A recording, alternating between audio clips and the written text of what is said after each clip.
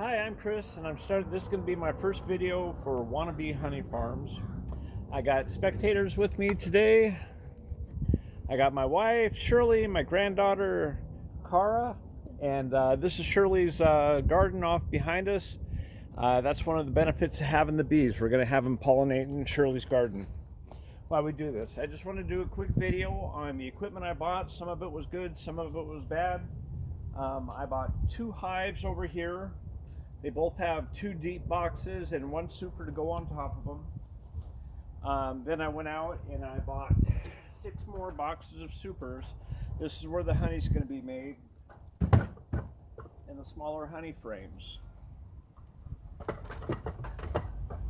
And I wanted to go over some of the equipment I bought, some of the mistakes I made, some of the good decisions I made, and I'll show you what we got going on. I'm just going to pull these out in no particular order. One for each hive. These are separators so that when I go to take the honey off, I put these on. The bees go down this hole from the supers. They get lost in this maze here. They come out, but they can't find their way back in. So after about 24 hours, I should have no bees up in the supers where the honey is, and I can take them off and harvest the honey. Next thing we got, bees produce pollen, or they bring in pollen, nectar to produce honey, but for the most part, when there's no honey flow or no pollen, they're little moochers and they have to be fed. So these are sugar feeders. In the springtime, they'll be fed 1-to-1 sugar water, and then the nectar will start flowing, and they won't have to be fed for a while until we have a dearth or come winter when we prep them for winter.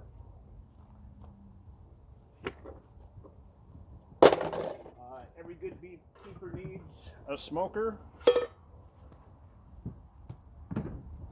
There we go, the rest of the smoker here. Calms the bees down, fill it up. When Shirley was putting her garden together, we put hay over all of her garden to winterize it, and we had an extra bale left over. So I got an extra bale back there where you can see the dog under the trailer, Barry. And I got a whole box down there full of straw, which will make good smoker fuel.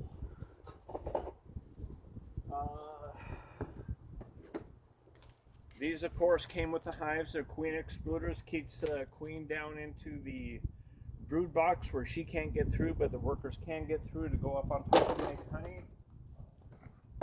Dry pollen feeder. Verdict's out on if this is a good purchase or not.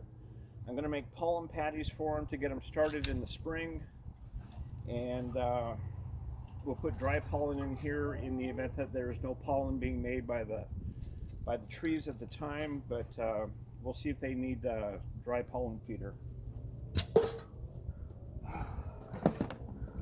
This was not a necessary purchase, but I thought it was cool. It's a Paul Kelly bee belt.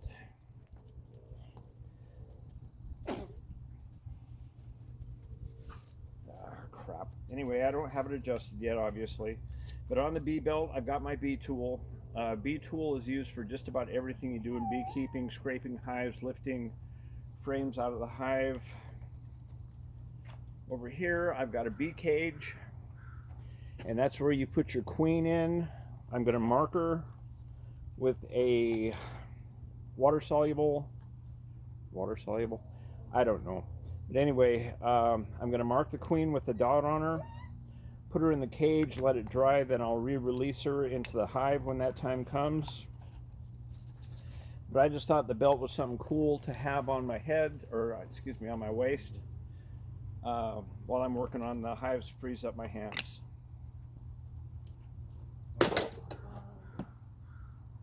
This is a bee brush.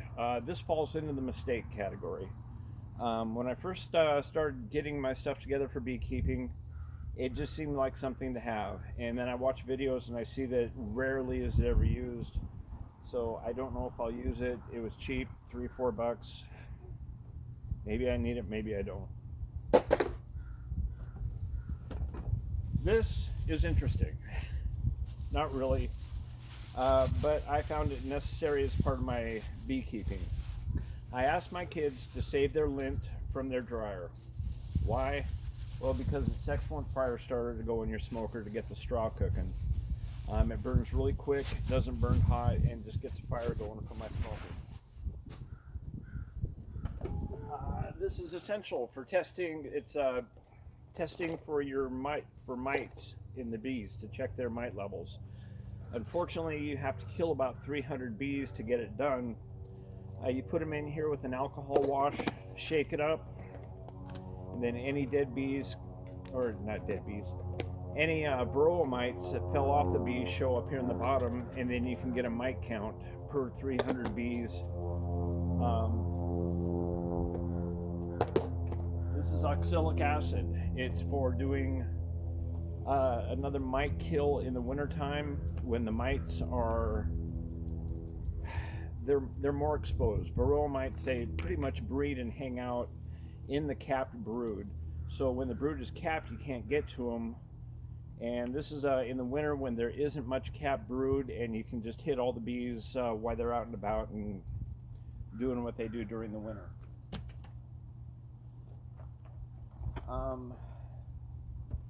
This could fall into crap that I don't need that I bought anyway. What these are is beetle traps for hive beetles. You fill this with vegetable oil. It's got a small enough opening that the bees can't get in there, but the little tiny beetles can. They drown, and that's it. The problem is I bought this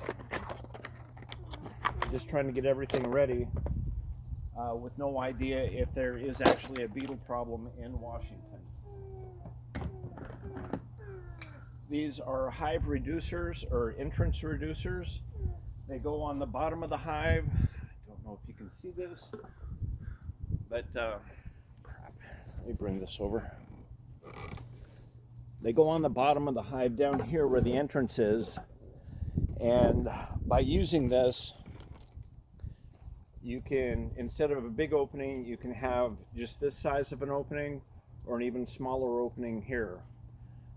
When the hive is young and they don't have their numbers up, it's easier for the bees to protect the hive from robber bees or the dreaded Washington murder hornet. I saw an interesting thing on the murder hornet. They're not that big of a deal to a beekeeper because you can put one of these reducers on and it's small enough that the murder hornet can't get into the hive, and then the bees can come out, defend the hive, swarm the murder hornet, and kill it. The media has blown this way out of proportion. Murder hornets definitely are a danger to wild bees living in trees and so forth, but these are really good for protecting your hive against the murder hornet. These I purchased, they're a winter thing. I didn't need to purchase them now, but I did anyway. They're mouse guards, keeps the mice out from invading the bees during the winter and killing the bees, eating their honey.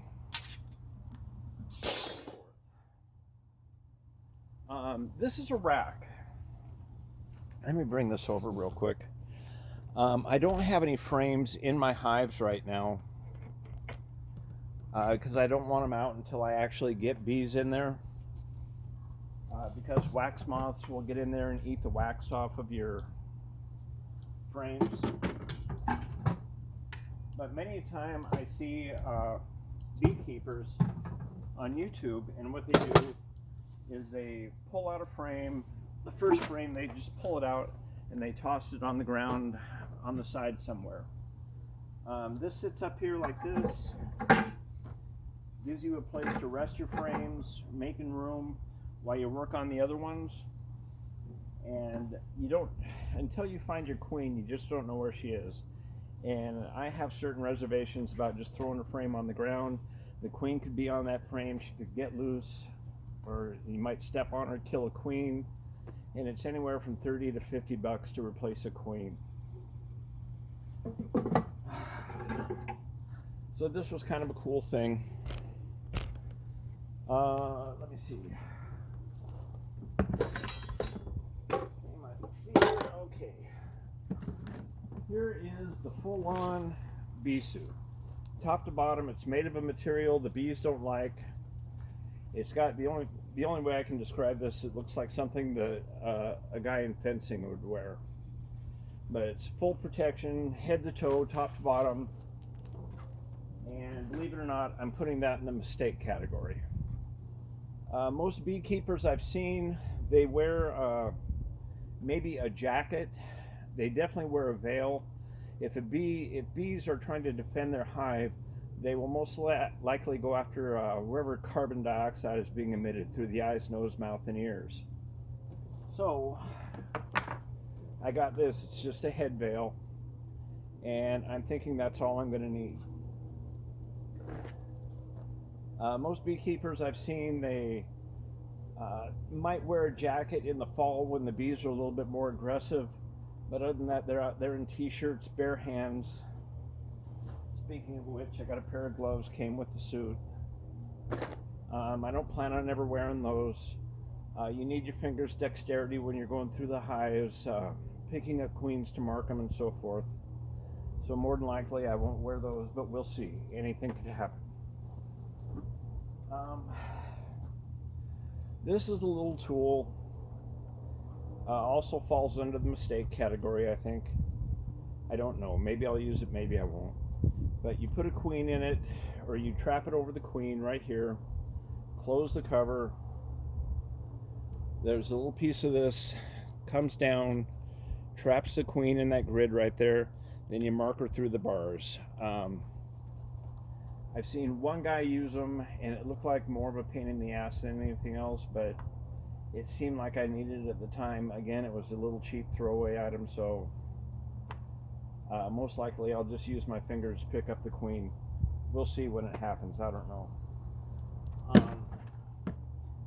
For treating the queen, or treating the hive for mites, this is a winter tool, the oxalic acid I mentioned before.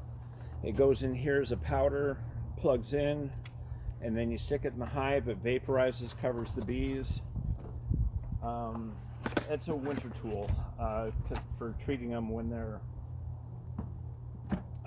very little cat brood. This is Apivar, another chemical treatment for mites. Mites are a huge problem. They are what kills most beehives.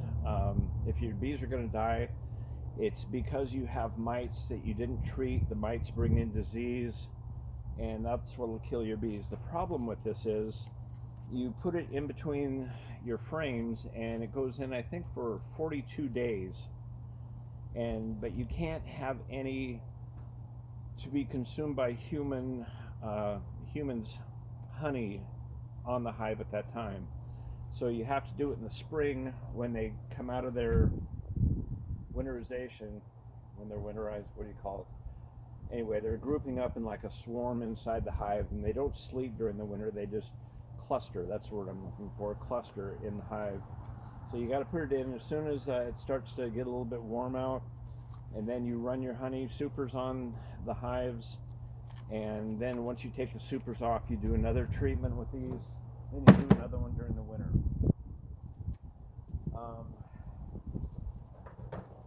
The honey bucket. I've got a machine in the house, and it's a centrifugal machine that throws the honey out of the frames, and I plan on taking it out of the honey collector using 2 filters and maybe cheesecloth.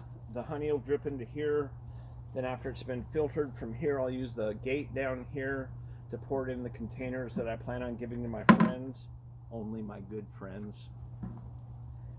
And that'll be that. This I'll get to in a minute. 2 other tools that I have. One is garbage, one is not. And I don't know which one yet.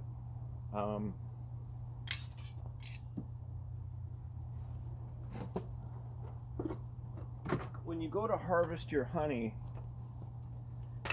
it'll be drawn out comb, and it'll be capped, and I can run this over it. Those will pierce the caps, put it in my centrifuge, the honey will come out.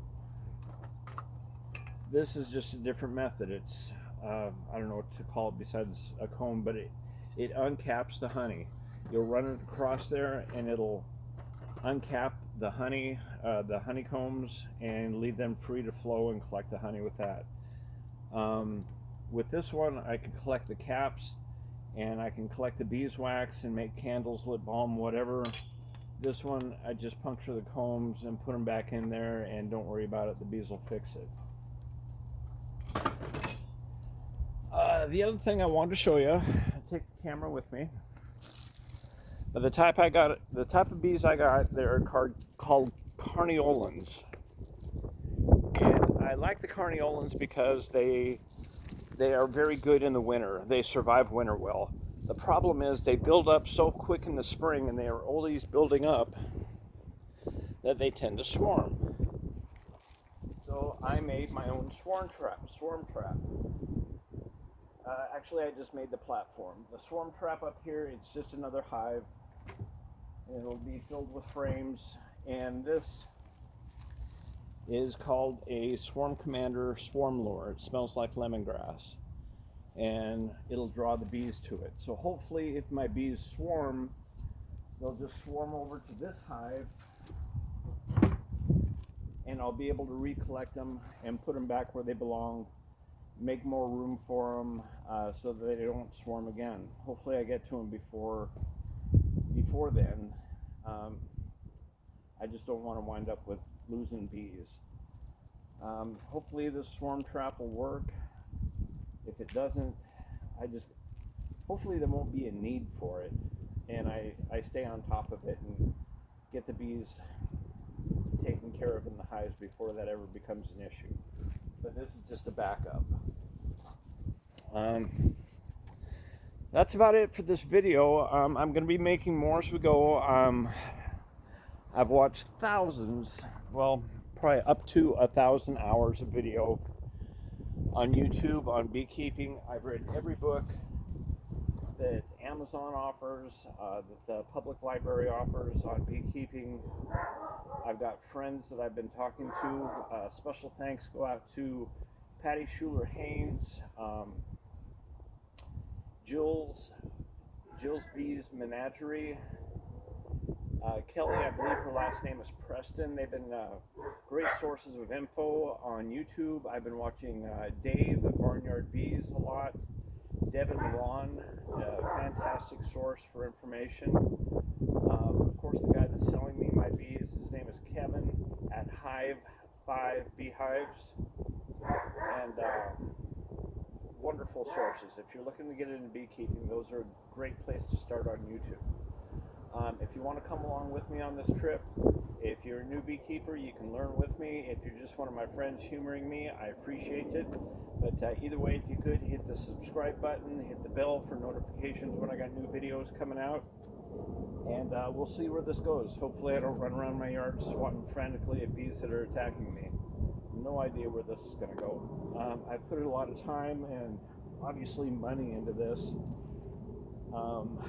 But we're going to see how it goes. Hopefully this is going to be fun. It's not going to be too stressful on me, my wife Shirley, or the bees. We'll see how it goes. Anyway, thanks. Bye.